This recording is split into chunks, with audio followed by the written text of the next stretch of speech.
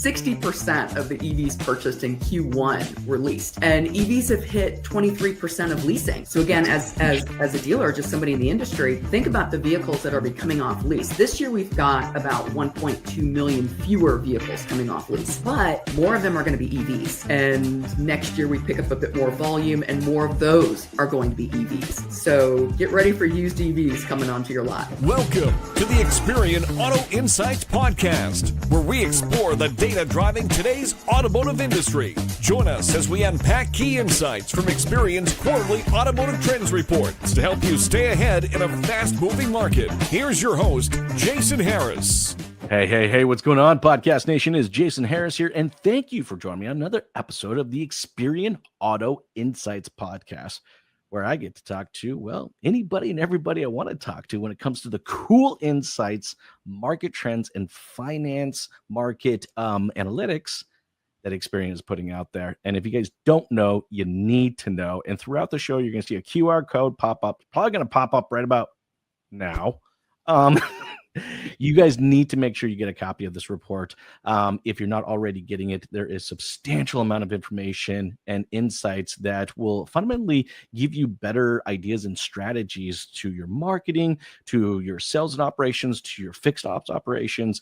If you're not getting this report, you need to get it. And the coolest part, it's free. Guys, today I have a very special guest with me. In fact, I've been looking forward to this because I don't get to talk about finance that often, and who better than to talk to it about probably one of the most intellectual people, I think, in our industry. Hey, Melinda, how are you? I'm so excited that you had the time to come jam with me today. Yeah, absolutely. I'm happy to be here. Now, I love your title, by the way, Head of Automotive Financial Insights. Do they fit that on a card, or do they give you like an acronym for that? It does fit on a card. Okay, cool. I just figured, in our industry, we love our acronyms, so I was going to ask. Well, hey, Melinda, I love kicking off these podcasts with a little origin story, because I'm just fundamentally fascinated how people make their way into this industry.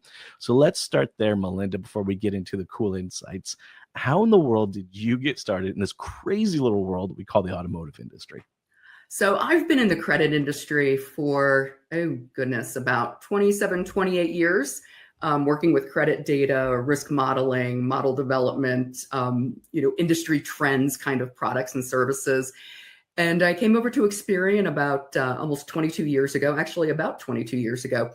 and started managing a product that gave market insights for lenders of, hey, what's going on in your market? What's your share of a dealer? What's going on with scores, rates, terms? What are consumers buying and how are they paying for it? And I started putting together these little presentations that basically said, hey, this is the kind of insight you could get if you also subscribe to this data set. And it just took on a life of its own. And I've been putting on a quarterly webinar, quarterly industry presentation every quarter since 2007. So this first quarter just finishes quarter number 73. That's impressive. I think I started my podcast in 2016, and I tell people that I've done almost 2,000 episodes, but to do something consistently over 73 quarters, and then also talk about a really fun and financially interesting time in our industry to get involved. Boy, was there some crazy stuff going on in 07 and 08. There certainly was. You go back to 2007, pre-recession, and, a 60-month term was the most common. 72 was way out there. And now, that's the most common loan term. Isn't that funny? It's like, I tell people, they're like, how long have you been in the business? And I tell them, well, you know what? Long enough to remember a single digit interest rate. Yes. All right. When that got introduced, I think it was Ford. I think it was Ford that introduced the first 9.99% new car interest rate and everything. But it's funny. You look at new salespeople today and they're like, what? I'm like, yes, guys, there was a time that this was the norm for interest rates in our industry. Anyways, I digress. Yeah, absolutely. All right, Melinda, we got some cool insights that we're going to go through, and I am excited to get into this. It's an interesting time in the industry. It's funny, people say that. It's probably always an interesting time in the industry, but there were a few things that I found in your Q1 report that I was like, wow, we really need to have a conversation about this so that we can be better prepared kind of throughout what's going to happen for the rest of the year. So if you want to get us kicked off, let's get into some insights. Absolutely. So, like I said, this is a little bit of a shorter version of the full presentation. It's there's a recorded podcast or recorded webinar. It goes about 50 minutes, so we're certainly not going to cover everything. But yeah, so the presentation covers a lot. There's primarily 4 sections. I look at some of the overall origination trends, just the total market. Then we have a section on new vehicles that also includes, a subset on what's going on with leasing. It also focuses on the EV space. Then we look at used financing, and then, balances and delinquency. And like I said, it's a pretty robust presentation. Some of the things and just, data, it's all Experian data. We look at the entire industry, focusing on registration, title data, and then of course, our consumer credit database. So, if we want to focus on some of the items going on with originations, this has been one of the interesting trends that we've been tracking. And I know I tend to put a lot of information on each slide, but 2 key things to focus on here really is the 2 charts on the top. So the left-hand side, one of the things I look at is the percentage of vehicles with financing, or kind of the subtraction of that. How much cash are we seeing in the market? Sure. And for new vehicles, it's been really interesting because as soon as the rates went up, it kind of became counterintuitive because the rates were going up at the same time that, inventory shortages and new vehicle pricing jumped up with, markups, and, our loan amounts grew for both new and used, 30%, year over year.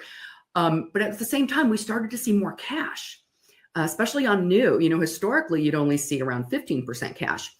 And for the past couple of years, it's been 20% cash. So, 80% of new cars with financing, loan or lease, 20% cash. And we're kind of at a record high of cash for used vehicles. And part of that is because we are shifting into older used, from an affordability standpoint. And then leasing, we're starting to, hit leasing again, right around 25%. So leasing starting to grow. But then again, low levels of leasing from a couple of years ago, reduced off-lease volumes, market getting a little tighter from some of those regards. And real quick, if you could just go back to that slide. Yep. I think for the dealers out there watching and listening, and guys, by the way, the QR code is going to pop up occasionally. You need to make sure you get a copy of this, right? But from an operations perspective, there's a strategy that has to kind of go in place here.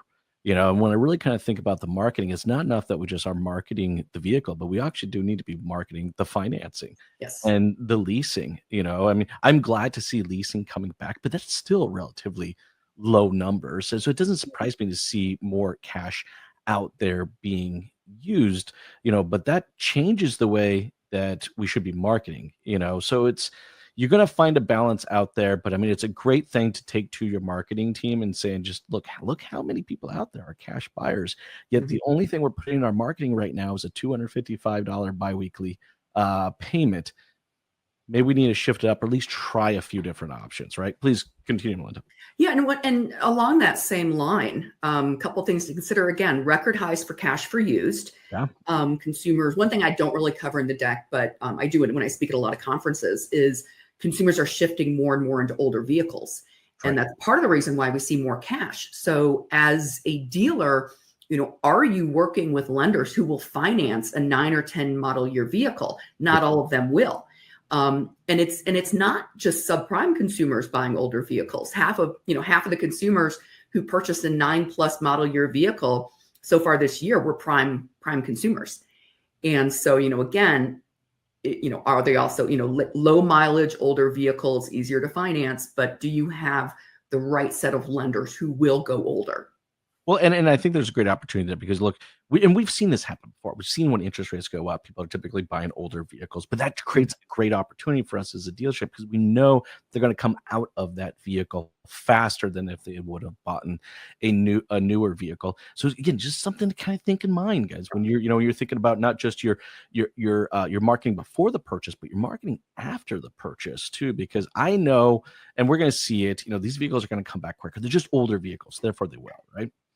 Absolutely. Yep. Get that loyalty in. Other things we look at in the presentation, market share. who are the lenders, out there with the market share for the total market. We saw banks pick up some additional market share. Credit unions picked up a little bit. It's not the same market that dealers had in 23 when credit unions just really skyrocketed share. Yeah, they dominated. It's funny. Like, when I was a dealer, I was thinking about like, and in fact, when I saw this, I actually had to look at it twice because I had to scratch my head. I'm like, is that real? That's because before, you're 100% right. I mean, that's most of my relationships, most of my conversations were going to be with my credit unions. And I think for anybody out there watching and listening right now, you may need to start shopping, for some additional lending opportunities out there. I think too often we just kind of, we get into kind of the motion of just things kind of happening. And we forget that, no, guys, as dealers, we can choose who we're doing business with, and you may want to go shopping a little bit. There's some opportunity out there. Sorry, go ahead, continue. Yeah, no, absolutely. We had, moving into 23, a few banks left indirect lending completely. Some credit unions filled the gap. They were also slower to raise their rates. So it was really difficult to compete. If you were a bank with a, 8% prime rate, the credit unions were out there with 6%. So really hard to compete with that. But yeah, so we monitor what's happening from a share standpoint. It's really interesting what's happening these days. Other things, of course, being Experian, we look at the credit. Average credit scores for car buyers. And we can split this, between franchise used, franchise new, independent used, there's no really independent new. And also, fuel type, what's the average credit score of a EV buyer, things like that. So lots of things that we can do and how it tracks and trends. It's been relatively flat, especially for used, not a huge amount of change. But, if you look at that trend line on used, 645 back in 2015, that was more of a near prime credit score, and 684, a lot of lenders consider that prime. So yeah, market shifting quite a bit. It's funny because I didn't think it would shift that way. Normally it kind of shifts the other direction, but it does, right? So it's, it's just something to think about, as, I'm calling them super prime buyers, are on the rise while subprime is shrinking, again, is our marketing in place for that? Is our F&I teams, are they coached, and do they have a strategy for this? Because to your point, I mean, we see the conversation is going to change, right? Mm-hmm. Yeah, and we see this in the entire credit population. Just more and more consumers are moving into, those that were maybe deep subprime have moved in, the upper end have moved into subprime. So there's definitely been a shift. Absolutely been a shift. We also split out by the various risk tiers, most of the market very prime, it's, subprime really kind of shrinking. Just the volume of the deep subprime consumer just hasn't really come back since COVID. So that's been a little bit of a challenge for, some of the subprime consumers looking to get financing is, again, are they out there able to obtain the funding? Do you have enough subprime lenders in your portfolio? Who will fund the 550 credit scores. Well, and the funny thing is you're just not seeing as many of them anymore, right? So just like, Mm-hmm. Again, as a dealership, it's like, you guys just have to get ready for, honestly, just higher credit score customers, where, I mean, I'm not going to say there's a simplicity, but there is definitely a more straightforward strategy. All right. When you're dealing with a subprime, customer, but when you're dealing with prime and customers that are, again, it's just another breed, both on the pre-owned side and on the new side. It's just something that, you dealership, you just need to have a good, solid conversation about. Absolutely. Then again, we've got a pretty robust new vehicle section. Of course, this is really going to hone in on the franchise dealer side, whereas my used space is both franchise and independent.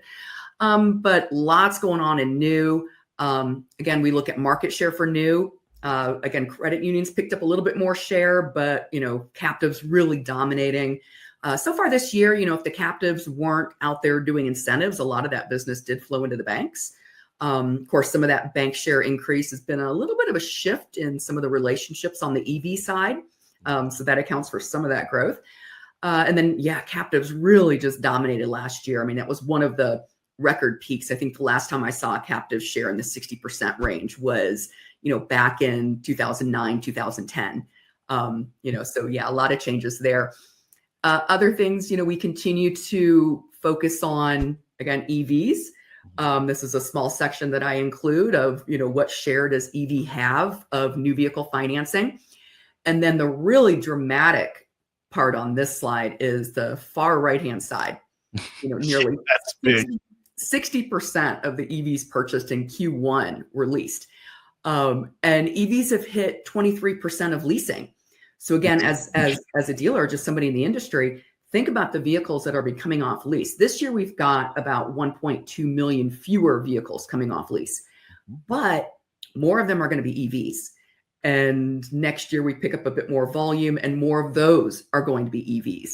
So get ready for used EVs coming onto your lots. We got a flood going out. We're going to have a flood coming in. I got to be honest with you, Melinda. I kind of actually dig this. Like, this actually makes me happy. I mean, I know, look, if you're out there watching and listening to this, you're watching to this because I know that you're a proactive operator, hence the reason why you've downloaded your report and you're watching this episode.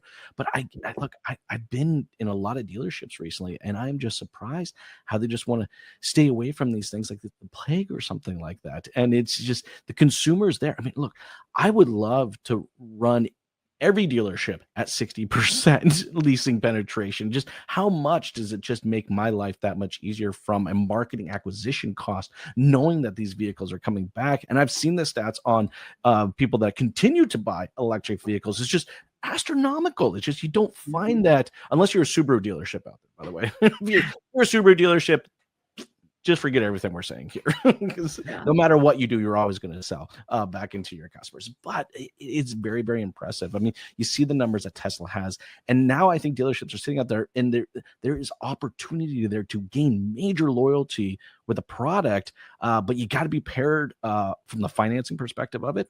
Just there are a lot of dealerships that I can't tell you how many F&I managers I've sat down with that just hadn't done a lease in 6 months or 9 months or something like that. Yeah. It's like, you almost kind of need to dust that book off. And it's like, are you guys ready for this? Because that's how the consumer wants to own it, right? The incentives are there right now, and the loyalty opportunity is huge. I dig this. I love this. This was my favorite stats right here. Yeah, it's going to be interesting, later this year, with the tax credit, because right now the 60% leasing is because the lessor is able to apply that credit. Exactly. And it produces significantly lower monthly payments on the leased EV side than it does the rest of the market. So this will be an interesting figure to watch for the rest of this year. But regardless, leasing will always drive a lower payment. So that's definitely something. I think we'll continue to see higher levels of leasing, whether we continue at 60% throughout the year. We'll soon see. Seems like the inventory is there, so it'll be interesting, right?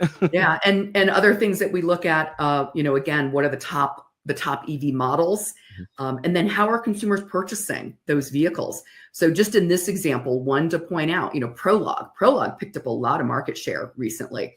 They've moved to the number 3 EV, and they're leased at almost 90% of the time. Yes. The ID4 also leased at 88% of the time. So purchase patterns vary quite a bit across the various models.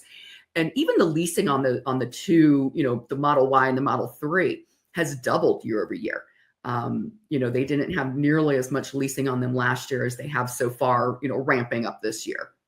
Well, it's funny when I kind of look at this and I saw Honda and I saw the explosion in that, right? But then I kind of thought to myself, I'm like, look, that's a brand that historically does a great with leasing. And in fact, actually, just from a dealership operations perspective, they're used to it. They talk about it. The salespeople talk about it. They market to it all the time. So now all of a sudden they get a vehicle that's got great credits and incentives that go along with it. It didn't surprise me to see just this. It's like they were ready for it. But I think for dealers out there watching, listening right now, knowing, and you all know that Honda dealerships are usually really good with leasing. They're always at the top 3, typically top 5, right? That's something that you can achieve as well if you kind of embrace that same strategy. The conversations have to happen earlier on. They're great vehicles to lease. They're going to come back. Anyways, I liked seeing this because it just proves the point that, it doesn't just have to be a Tesla thing. You know what I mean?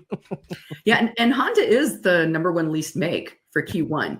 And they typically have been. That's one of the slides I include in the main deck is, who are the top leased makes and how has that changed year over year? Tesla, I think, moved up to number 3 with huge growth because of some of these figures you see here. So like I said, this is a little abridged version of the presentation just for time, but there's so much more in that deck. Like one of the things I include is this slide here, which is why you see leasing where it is across these models. So just look at the monthly payment difference. So it's huge. Yeah, these are the top 10 lease models. Right now in the entire EV space, the payment difference between a loan and a lease is around $175. It varies if you're looking at luxury versus non-luxury. The non-luxury space, it's even a bigger gap. But the entire market's closer to around $150. So there's, again, that tax credit being applied. I mean, look at the ID4, $318 a month. So again, a lot of opportunity to meet that PTI requirement by moving somebody into a lease if they're able to meet the leasing credit tiers. Most leasing is going to be prime, but you do see some in near prime, not a whole lot in subprime, but it is out there. And with the changes that are coming, I don't know if it's just me, but man, I'd be putting every EV I have on my front line. Because you just don't necessarily know from a political landscape what's going to happen next. But I mean, I love these numbers right here. But then when you cross these numbers to the gas loan and lease pricing, whoa, talk about another big gap and huge opportunity. And so it doesn't surprise me that consumers that, nearly 10% of the new purchases, are EVs right now. Yeah, absolutely. And especially those lease payments, pretty impressive. And this is one of the slides I mentioned earlier, looking at who are the top lease makes, what's the growth. And right now, a lot of that really big growth you see, with, of course, Tesla, all EV, but some of that big growth you see with Hyundai and some of these other makes, it's driven by the EV space, very much so. Then of course, you look at the loyalty on the Tesla side, right? Mm-hmm. I mean, very high. And I can understand why this happened also in Q1. This is when the Model 3 refresh came in, which, by the way, I think actually looks considerably better. All right, than the previous one, and it makes it a very competitive. And when you look at the lease rates, it makes it very competitive. And look, I don't know how. I understand a lot of dealers out there. You don't like the word Tesla, you don't like using it, all right, but you have to admire the loyalty factor that is built into that. And guess what? It's not just Tesla, because you see it in Honda as well. Like it can be there if you're intentional about it. I think that's the key. Anyways. Yeah, absolutely. Also look at just the rest of the lease space, again, why leasing is so popular. Monthly payments, quite a bit lower. And again, from a lender standpoint, most of the leasing does, of course, go to the captive, but regardless of, whatever, whether it's a lease or a loan, regardless of that, the lower the payment is, the less likely it is to go delinquent. So from a lesser standpoint, from a lender standpoint, trying to keep those payments low is, absolutely essential. And of course, it's very challenging when you look at the average price of a vehicle. And that really speaks to this. So this is just the last 3 years. But if I like I said, I've been doing this for a long time. And, you go back 10 years ago and the average new loan amount was like maybe 28, 29,000, pre-COVID, pre-shortages, it was in the low 30,000. Then we jump up to 40,000 pretty much overnight. And now 41,000. Of course, this is Q1. So of course we know what's coming. Potential price increases, however much that's going to impact, who's going to carry that burden. But it'll very likely spill over into higher loan amounts and higher payments. We're now at 745. I'm sure so many of the F&I folks have people coming in looking for a $400 payment because that's what the consumer got 5-6 years ago. And that's not the case anymore. So it's a pretty big sticker shock for a consumer who might not have been doing their research. Well, and then what typically happens when that goes is that we start seeing the term of the financing go up. I mean, like I remember the same time that you were talking about, back when it was, $28,000, $30,000, but also the longest term at that time was around 60 months, maybe a dash of 72 in there, but man, that was it, right? So not only are the interest rates higher, the dollar amount's higher, but now the term is longer. Mm-hmm. And we're starting to see the term grow a little bit again. Are we? Year or two ago, about 2 years ago, when the captives started running incentives again, when they started getting more inventory, most of those were at 36 and 48 months. It's really only been the last year or so where the 72s and 84s from the captives are coming back. But 72 still remains the most common term, still out there. So it's still predominant, but they're continuing to grow a little bit. And that, of course, out of the four things you can manipulate, can't really manipulate rate too much when, you've got a fixed rate, but term is something that you can extend. And we're increasingly seeing lenders come into the market who are specializing in long-term. We're talking like 100-month. God, man, they just always seem to be reserved for like wildly specific exotic vehicles and RVs and boats and stuff. But like now you're right. You're seeing it expand outwards, and maybe it's because the price of the vehicles are going up. But this is just me putting my dealer hat on. Like, I don't know. That doesn't necessarily make me feel really great. I like the previous slide. We'll go back to leasing. Well, one of the things that I do look at in some of the data is attrition rates by term. So, for those that close, average months on book, and term really doesn't play that big of a role. Really? You actually, I tend to notice that 84-month loans actually tend to close at a little bit of a faster rate than 72s and 75s. You got that 72 spillover, the credit union special of 72 plus 3. But the close rates are pretty consistent. There's not that big of a difference across them. Wow. Yeah. It's interesting, especially when we start seeing, nearly 14.5% of new car payments, are over $1,000 now. There you go. 17 on the loan side. Jeez. Yeah. So, consumers can still get the under 400, but that's really where you're moving into leasing. On the loan side, the most common is between, the 500 and, 700, and then 17% over 1,000. And it was really, when we moved into 21 and 22 with that huge jump in loan amounts, it pushed a lot more consumers into that $1,000 payment. This is not a Highline. This is a RAV4 or a Mazda 3 at 9 to 11% interest for a 72-month loan. Yeah, we're not talking about a Tahoe or something like that. That's at like a $1,500. But you're right. It's not what it was. The vehicles have fundamentally changed, right? Mm-hmm. Absolutely. But more and the trend line on the $1,000 payments has just been remarkable. 5-6 years ago, it was just, single digits and low single digits. And now, we're going to hit 20% before the end of the year. Well, and I think for any dealer out there watching, listening right now, you got to make sure you grab a report of this. So the QR code's going to be popping up. You guys better scan it, get a copy of your report.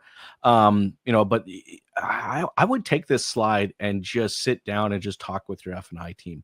And, just kind of see what they're seeing, have kind of a strategy, a communication strategy, before someone even gets into the F&I office, knowing that this is going to be a conversation.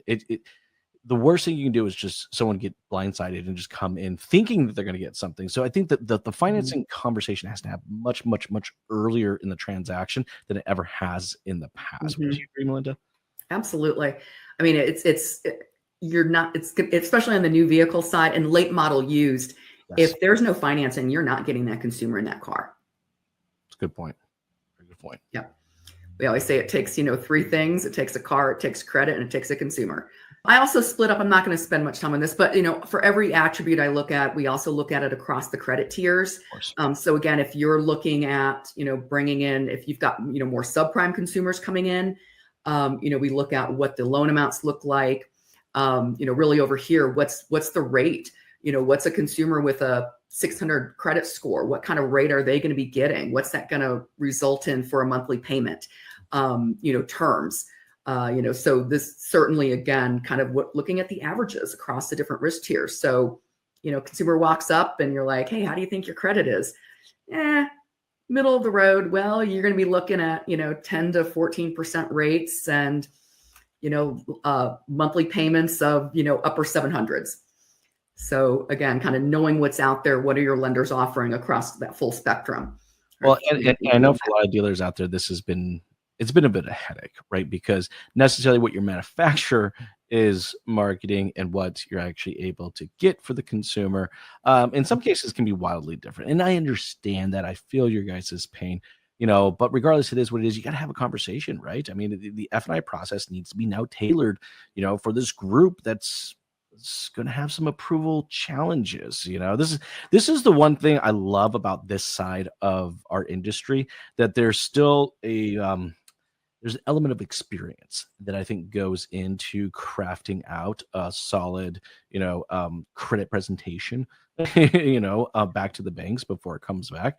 And so, I think data like this, I know as when I was an F&I manager, I would love to see this because it shines some insights of like, oh gosh, okay, that's going to help me change that conversation, or sometimes might have to change the vehicle, match the needs. But yeah, it doesn't surprise me.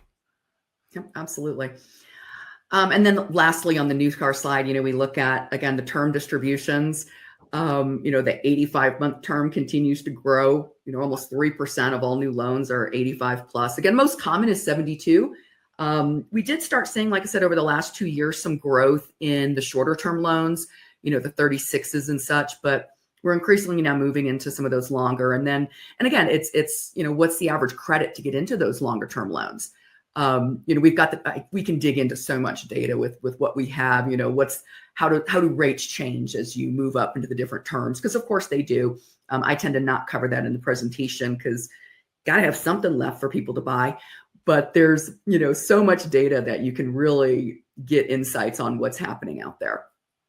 Well, and I think for everybody out there watching and listening to this, like I said, again, you need to make sure you get your copy of this. QR codes pop up a few times. Make sure before the end of this that you guys are registering and getting a copy of this.